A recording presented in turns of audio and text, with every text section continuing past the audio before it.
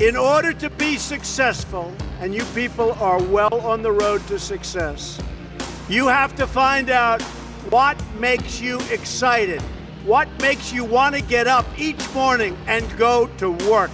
You have to find it. If you love what you do and dedicate yourself to your work, then you will gain momentum. And look, you have to. You need the word momentum. You will gain that momentum. And each success will create another success. The word momentum.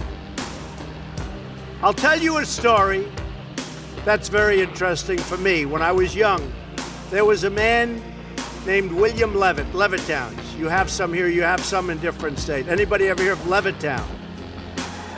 And he was a very successful man, became unbelievable. He was a home builder, became an unbelievable success, and got more and more successful. And he'd build homes, and at night he'd go to these major sites with teams of people, and he'd scour the sites for nails and sawdust and small pieces of wood, and they'd clean the site so when the workers came in the next morning, the sites would be spotless and clean. And he did it properly. And he did this for 20 years, and then he was offered a lot of money for his company.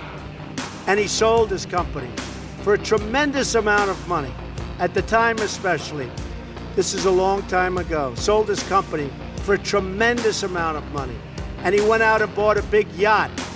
And he had a very interesting life. I won't go any more than that because you're Boy Scouts, so I'm not going to tell you what he did. Should I tell you? Oh, you're Boy Scouts, but you know life. You know life. So, look at you. Who would think this is the Boy Scouts, right? So he had a very, very interesting life. And the company that bought his company was a big conglomerate. And they didn't know anything about building homes, and they didn't know anything about picking up the nails and the sawdust and selling it and the scraps of wood. This was a big conglomerate based in New York City. And after about a 10-year period, they were losing a lot with it. It didn't mean anything to them, and they couldn't sell it. So they called William Levitt up, and they said, "Would you like to buy back your company?" And he said, "Yes, I would." He so badly wanted. He got bored with this life of yachts and sailing and all of the things he did in the south of France and other places. You won't get bored, right? You know, truthfully, your workers, you'll get bored too, believe me. Of course, having a few good years like that isn't so bad. But what happened is he bought back his company, and he bought back a lot of empty land. And he worked hard on getting it zoning, and he worked hard on starting to develop. And in the end, he failed, and he failed badly. Lost all of his money. He went personally bankrupt. And he was now much older. And I saw him at a cocktail party. And it was very sad because the hottest people in New York were at this party. It was the party of Steve Ross. Steve Ross, who was one of the great people he came up and discovered, really founded Time Warner. And he was a great guy. He had a lot of successful people at the party. And I was doing well, so I got invited to the party. I was very young. And I go in, but I'm in the real estate business. And I see 100 people, some of whom I recognize, and they're big in the entertainment business. And I see, sitting in the corner, was a little old man who was all by himself. Nobody was talking to him. I immediately recognized that that man was the once great William Levitt of Levittown. And I immediately went over. I wanted to talk to him more than the Hollywood show business communications people. So I went over and talked to him. And I said, "Mr. Levitt, I'm Donald Trump." He said, "I know." Said, "Mr. Levitt, how are you doing?" He goes, "Not well at all." And I knew that, but he said, "Not well at all." And he explained what was happening and how bad it's been and how hard it's been. And I said, "What exactly happened? Why did this happen to you? You're one of the greats ever in our industry. Why did this happen to you?" And he said, "Donald, I lost my momentum.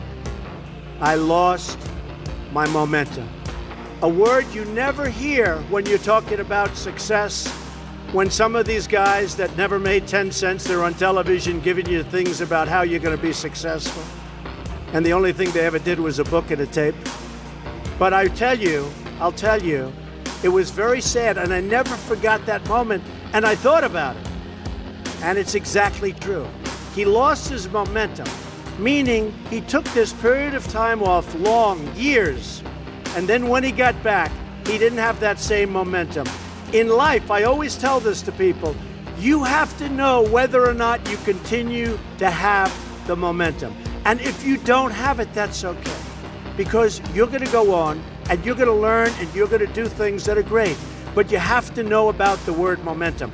But the big thing, never quit, never give up, do something you love. When you do something you love, as a scout, I see that you love it. But when you do something that you love, you'll never fail.